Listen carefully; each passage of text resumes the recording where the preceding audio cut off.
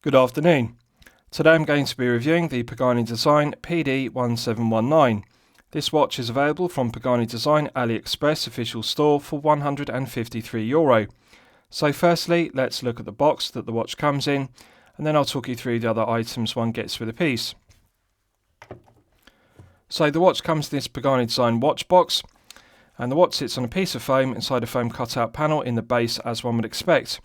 Although basic, it does suffice in protecting the watch in shipping from any damage, and I think it's perfectly acceptable to use a cardboard watch box, bearing in mind this is a low tier price point piece at only €153. This is the owner's instruction manual, clear concise diagrams. The instructions are in English and it details the operation of the movement use, which is the Seiko NH38 automatic.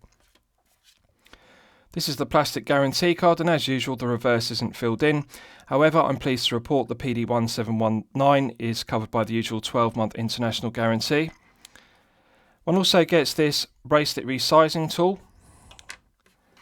This is the nylon NATO strap that comes to the watch. Nicely polished 316L grade stainless steel buckle and tang, which matches the other hardware. The two keepers are mirror polished to a good standard, and they are stitched into position so they can't slide out of position. Good quality stitching. The fabric feels quite stiff, although the quality of the weave is good, and I think that with daily wear this is going to break in and become very soft and supple. Plenty of holes in the strap, and I like the fact the holes are welded around the holes, so that means it's not going to fray with regular use, and also the end of the strap is also welded, so therefore it's not going to fray. And it is a stiff fabric, but I think with breaking in it's going to become comfortable, and it's nice to get this included as an alternative to the beads of rice style bracelet that comes fitted to the head of the piece. This is the plastic tag that comes to the watch. And lastly, one also gets this Pagani Design branded microfiber polishing cloth. I always think it's a nice touch to get a branded microfiber polishing cloth irrespective of the price point of a piece. So with regards to the specifications of the piece, this is the Pagani Design PD-1719. The watch is clearly an homage to the Doxa Sub 300T, so very similar proportions to the Sub 300T. We have a 43mm case diameter. We have a 45.3mm lug-to-lug measurement, a thickness of 13.8mm, and a lug width of 20mm. The beads of rice style bracelet tapers from 20mm at the lugs down to 18mm at the 2-button push flip lock clasp. The flip lock is signed, as you can see, to a good standard, engraved with the Pagani Design emblem, but however, as always, I'm going to be critical of the flip lock clasp only having 3 micro adjustment holes. I prefer to see Pagani Design use a longer clasp with 4 micro adjustment holes, because this beads of rice style bracelet doesn't have any half links, and therefore it's difficult to get the perfect fit with only 3 micro adjustments and the lack of half links in the bracelet. Now the quality of this clasp is very poor. Unfortunately, the quality control and build quality is defective, because as you can see the flip lock is too loose and it rattles. It can accidentally open if one catches it. As you can see, it doesn't have enough resistance, it doesn't snap shut with a nice positive click, so they need to improve upon the tolerances and the quality control of the flip lock clasps they're making. The other problem with this is it's defective. It has 2 spring-loaded pushers, but the lower pusher doesn't always spring out. The spring-loaded action isn't strong enough. So the top pusher works correctly, but the lower pusher doesn't. So, for example, one should have to press both pushers in order to get the clasp to open. But with this one, it doesn't snap shut with a nice positive click because the spring-loaded action is too weak. And as you can see, I can actually open the clasp without having to press the 2 pushers. The 2 pushers should lock the clasp closed, and it shouldn't open unless one presses the pushers, but I can actually open it because of the lack of spring-loaded action. Now sometimes the lower pusher does work, sometimes it doesn't, so really it's a gamble, it's the luck of the draw whether it works or not. But even with the flip lock closed, as you can see, it still opens, and the problem is if one wears this on the wrist, it will actually open like this, and then if one catches the flip lock it will actually fall open. So this is really poor quality, and I would like to see Pagani Design replace this. I think they should delete these 2-button push flip lock clasps and use the other style of clasp they're using on the PD-1644 and also the PD-1661, the Rolex style flip locks, because they're a heavy gauge of 316L grade stainless steel and they are better quality. On a positive note, the interior is solid mill 316L grade stainless steel, Beautiful lustre to the 316L grade stainless steel, brushed satin finish to the top side, underside and flanks. So the interior is finished to a good standard, but the negative is there is no diver's extension link, and we only have 3 micro adjustments. And of course, we don't have any slots in the solid end link, so it's actually difficult to get a spring bar tool. One has to press the tool from outside through the holes. Really, this is a bad design. I would prefer to see a 5mm EasyLink style extension, or alternatively a ratcheting mechanism as per a glide lock style class, because that would be better for fine tuning the length. Now the other negative is we have push pins in the beads of rice style bracelet, as opposed to using 1.6mm screw pins, which is a cost cutting measure, but they have engraved arrows to give direction for which way to push the pins out, so that is good for resizing the bracelet. With regards to the rest of the specification, we have a double dome sapphire crystal with blue tinted AR coating, and I'm pleased to see Pagani Design introduced blue tinted AR coating to their watches. They started doing this with the PD-1719, which is the Explorer and Air King homages, and they also introduced it on the 1733, which is the Milgauss homage. So I'm glad to see them continue that trend with this 1719, and they've used blue tinted AR coating, and it does actually work very well. The AR coating does reduce the glare and the highly reflective nature of the double dome sapphire crystal. So with regards to the dial, it's the classic Doxa Sub 300T dial layout. I like the symmetry of the dial with the absence of a date complication, and the hands are also similar to the Doxa Sub 300T style hands, but Pagani Design have changed them slightly, and I think it's a good quality handset because it's well finished, and also the proportions of the hands are correct. The minute hand extends all the way to the minute ticks on the chapter ring, and the second hand is also long enough to extend to the minute ticks. So it's often a problem with Chinese low-tier brands that the hands are underproportioned, they're undersized, they're too short. But with this 1719, they have got the size of the hands correct, they match the proportions of the indices. So the applied indices are well finished, and also the hands have a glossy black finish. Legibility is good, and I like the matte blue dial. I think that it's not over-branded with unnecessary text or specification. We simply have the silver mirror polished applied Pagani Design emblem, and then at 6 o'clock automatic dive 200 meters, so just the right amount of information. Nice profile to the double dome sapphire crystal, which projects above the top edge of the stainless steel bezel. So the bezel is solid 316L grade stainless steel, gear tooth profile to it, and then we have an undercut which is brass satin finish. So let's test the bezel execution. 120 click unidirectional bezel, as one would expect. Now the resistance is too light, and that means it could potentially be accidentally knocked out of position when one rubs against the gear tooth profile to it, so not enough resistance in it. Now there's significant lateral side-to-side play, which is a defect, and we also have significant back play, so I'm just going to check it in 4 positions. Yes, all the way through the 360 degrees there is 1 click of back play and significant lateral side-to-side play, and the back play and the lateral side-to-side play compound each other. They make the bezel feel sloppy and loose. The other problem is the resistance is too light, it turns too easily, so therefore it's a very sloppy bezel. Very poor bezel execution, and Pagani Design really need to get this correct. They are possible of doing it. I have seen PD-1661s with excellent bezel action, and it's a disappointment that they haven't got it correct on this Sub 300T homage, the 1719. So let's check the alignment.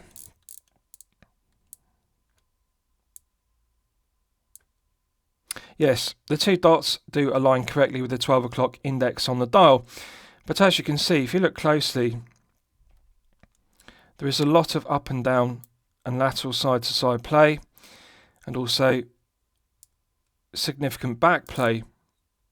1 click of back play. So it does feel smooth all the way through the 360 degrees of rotation. It does feel even in terms of the smoothness. It doesn't get tight and loose, but it's absolutely dreadful. Just look at the lateral side-to-side play. It's very poor. So Pagani Design really needs to improve upon the bezel execution because this is far too loose. Now with regards to the crown, it's solid 316L grade stainless steel, coin edge finished, mirror polished domes cap to the emblem, as you can see, and a matte speed blasted background. So the screw down crown is very well executed. It provides an effective hermetic seal to 200 meters, which is good specification. Let's test the action. Silky smooth. Credit where credit's due. This is something that Pagani Design consistently get correct across all their models. The screw down crown execution is very good. It does feel smooth, and there's a good interface between the internal thread of the stainless steel crown and the external thread of the stainless steel crown tube. So in the first position, it's the manual wind position, and one can manually wind the Seiko NH38 automatic to top it up to its maximum 40-hour power reserve, so it does feel nice and smooth. One can feel the tension in the mainspring gradually building up. Putting it out to the first click position is the final click position, because this is the 38 versus the 35A, so there's no phantom date setting position.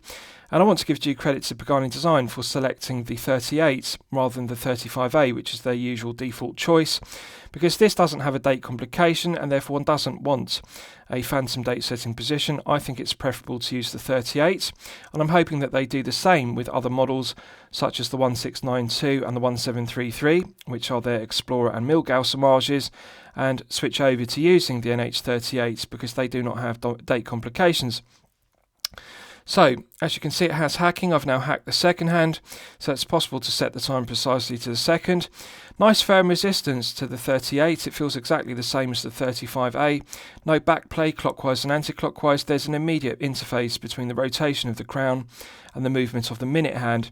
It feels tighter and more solid than the Miyota 8215, and I actually prefer it because it doesn't have the backplay that the 8215 does suffer with, and it feels very good. I like the friction to it. One can feel the gearing, but it feels solid. Nice firm resistance to it. So absolute pleasure to set the time. Pushing the crown back in has a nice positive click, and that restarts the movement. The second hand will begin to sweep around the dial once again. So let's test screwing it back down. Immediate thread pickup. This is outstanding screw down crown execution. So I really like the feeling of the NH38 crown. It feels very similar to the 35A. But one doesn't have to pull out the crown as much because we don't have that second phantom date setting position for setting the date. So it's very good. The screw down crown on this is outstanding. With regards to the case back, it's solid 316L grade stainless steel. Now, unfortunately, they've engraved this abhorrent turtle design. On some watches, Pagani Design do engrave these irrelevant designs. I think they should just use the Pagani Design Shield emblem and the specification of the piece as per other models such as the 1692 and the 1733, and these designs really don't suit the piece because this isn't a Seiko turtle homage, this is a Doxa sub 300T homage, and really having a turtle engraved on a sub 300T homage doesn't make any sense because it doesn't bear any relation to Doxa. It would be more appropriate if this was an homage to the Seiko turtle, a turtle being relevant, but unfortunately this is what Pagani Design do. On a positive note, it is engraved to good standard. The quality of the finishing to the circumference of the screw down case back is done very well. Concentric CNC lathe tool machining. The milled slots are very well machined, no sharp edges, no burrs, and the quality of the engraved specification is good. The beads of rice end links are a good tight fit to the case, and flawless mirror polishing to the underside to the head of the piece, no sharp edges, no burrs to the flanks. So the quality to the finishing to the case back and the underside to the head of the piece is very good. Right, so I'll give you a wrist shot and you can see how it fits on my 8-inch wrist. Now I haven't sized the bracelet, and I'm pleased to report it will fit my 8-inch wrist with no difficulty whatsoever. I can fit my index finger underneath it, so therefore it will fit up to a maximum 8.5-inch wrist. I have moved the micro adjustment into position 1 of 3 to tighten it up, but as you can see, plenty of length on the bracelet for larger wrist sizes. So the thing to note is this is a large piece and it does wear with wrist presence. At 43mm, it does have a large head of the piece. But however, it's a relatively short lug-to-lug measurement of only 45.3, and it's got a nice curved profile to the undercut of the case. So therefore it does wrap around the wrist very well, and it is deceptive. So this will fit you if you have a 6 to 7-inch wrist, but of course at 43mm it does have a lot of wrist presence, and therefore you may find it to be too large. It's best suited for collectors with a larger wrist of 7 to 8 inches. Now it is a tall piece, it's 13.8. Really, I consider circa 13mm to be the sweet spot, and that means a watch can easily fit underneath a shirt cuff if you wear business shirts. At 13.8 it is tall, and therefore it's going to be more difficult to slip underneath a shirt cuff, and therefore it's not practical for a daily wear piece. But however, it does feel very well balanced. They've made the correct decision by using a 20mm lug width and the taper from 20 down to 18 on the Beads of Rice style bracelet. So the bracelet does balance the head of the piece very well, but unfortunately it has this abhorrent light gauge clasp, and as you can see, it's easy to pull open and it could easily fall open if one catches the flip lock. So really the clasp needs an upgrade, and the clasp feels too light because the bracelet is well proportioned. 20 down to 18 is a nice thick Beads of Rice bracelet, but the problem is the clasp is very light, and therefore it doesn't feel heavy enough, it doesn't feel balanced to balance the large head of the piece with a tonneau case. So I think with a better quality clasp, this would feel more comfortable and better balanced. The thing to note is it's a heavy piece. It's 169 grams, as one would expect with a 43mm tonneau case and a solid stainless steel bezel. It doesn't use an aluminium or ceramic bezel insert, which would reduce the heft. The solid bezel is quite thick, and as you can see, that does add heft. So it's a heavy piece, 169 grams, and again, really that suits collectors with a larger wrist of 7 to 8 inches. If you have a 6 to 7 inch wrist, you'll feel it's too top heavy, and you will also find the 20 to 18 Beads of Rice style bracelet to be too thick. So I think if you have a larger wrist, yes, you will enjoy the wrist presence. If you have a smaller wrist, you'll find it to be too top heavy and also too large with too much wrist presence. But on a positive note, it does do a good job of being an homage to the Doxa Sub 300T. Very similar proportions to it, and it does have the aesthetic. The dial layout is very similar, the bezel is very similar, and the tonneau case with Beads of Rice style bracelet. Right, so let's look at the bracelet. Now, unfortunately, there's room for improvement on this because they've used push pins as a cost-cutting measure. The female pivoted end links are stiff. They don't articulate smoothly. One has to manually force the last link in the bracelet into position. They kink, as you can see. And the problem is on wrist, one doesn't get the benefit of using female pivoted end links versus male end links, because the female end link should articulate smoothly these 3 Beads of Rice style bracelet links. One has to constantly keep manually manipulating it. Now, I'll just check the other side for comparison, and this also feels stiff. As you can see, it kinks into position. So it shouldn't kink, it should easily float smoothly. But unfortunately, they've made the 3 Beads of Rice style links too tight within the end links and also the end link in the bracelet, and therefore it kinks, it's stiff. So it's disappointing. They really need to improve the build quality, quality control and finishing to the female pivoted end links. They're very rough and stiff. The rest of the end links have play in them due to the use of the push pins rather than using 1.6mm screw pins. So unfortunately the bracelet, it does feel sloppy.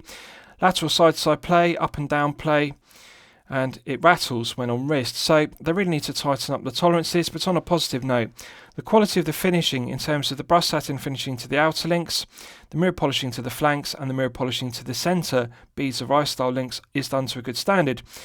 But it doesn't articulate very well despite being very loose and sloppy with lots of play. The links actually feel too stiff. It kinks, as you can see. So it doesn't pull flat or wrap around the wrist very well. Some of the links are stiff, as you can see, and therefore it kinks both on the wrist and when wearing it. So I'll just check the other side for comparison. Again, it doesn't feel smooth, as you can see. The bracelet kinks, and then one has to manually articulate it. One has to flatten the links when on wrist.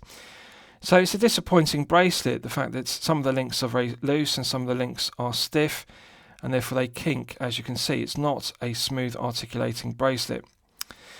Right, so let's do a lume test and we'll see how the lume performs when it's charged up to the absolute maximum. So as always, I'm going to use my 100 UV LED torch to charge it up to the absolute peak. Right, so that's now fully charged, and as you can see, they have used C3 Luminova as a cost-cutting measure. It's a shame that Pagani Design don't upgrade to using BGW9 or C3 Super Luminova. They always use Luminova as a cost-cutting measure, but on a positive note, this is clearly 5 to 6 layers of Luminova rather than using the cost-cutting measure of only 2 to 3 layers. There's a good colour tone match between the baton hands and also the applied indices. The colour of the green tone matches, same colour of C3 used on the hands and the indices. But I would like to see them upgrade to using Super Luminova because, as you can see, it's already beginning to fade on the baton hands and also fade on the indices. Now, the negative of the stainless steel bezel with the blue and black dots is that there is no lume pip, and it's a shame that they hadn't lumed one of the dots, either the black or the blue, with C3 Luminova, because that would have meant that would mean one could use the bezel in the dark. But I appreciate that it has diving compression marks rather than using minute ticks, so therefore they are following the original Doxa sub 300T bezel markings. But I would prefer conventional dive bezel with minute ticks and also a Lume pip. And as you can see on the applied indices, it's now fading very fast, and the baton hands are also fading. So the Lume performance is okay, but I think there's room for improvement. Right, so let's discuss the movement used. You'll all be familiar with the Seiko NH38. Pagani Design have made the correct decision by using the 38 versus the 35A because, as I've detailed, that deletes the phantom date setting position. It's a reliable, well-proven workhorse movement. It has 24 joules and it runs at 21,600 vibrations per hour and a frequency of 3 Hz. 40-hour power reserve is perfectly acceptable. It has hand binding and hacking, which is used for complications. The stated accuracy of the NH38 is -20 to +40 seconds per day, so a rather wide accuracy range. However, this one has been well regulated and it's running consistently at +8 seconds per day, which is well within the -20 to +40 stated accuracy. So +8 is acceptable from an NH38. And I do like the 38 versus the 35A because we don't have the phantom date setting position. It's a reliable, well-proven workhorse movement, accuracy is good, build quality, quality control and materials are all good. And it's a higher grade of movement than the Miyota 8215, so I think it's the correct choice for this piece. Right, so lastly I'll summarise the piece. What do I think of it overall? Well, when I'm considering reviewing a watch on my channel, the watch should meet 2 criteria. It should be both excellent quality and excellent value at the respective price point. So this is €153. I think the quality and the value is okay. I'm not going to say it's good quality and good value, and I'm not going to say it's excellent quality and excellent value because there are some shortcomings. At €153, it is wholly unacceptable to have poor bezel execution, lateral side-to-side play, back play, and also it feels too light. So the bezel execution isn't good enough. The other main problem with the watch is the clasp, as you can see, the loose flip lock, and also the fact the 2 button push triggers don't work.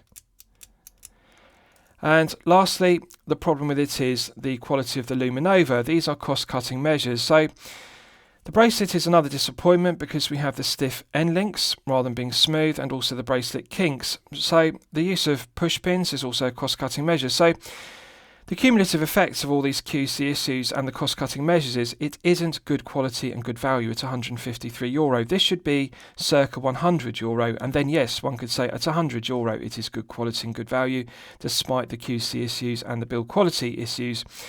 But I can't say it's excellent quality and excellent value, and therefore I can't recommend it to you for your consideration. This has shortcomings, and I think that Pagani Design really need to improve the defects.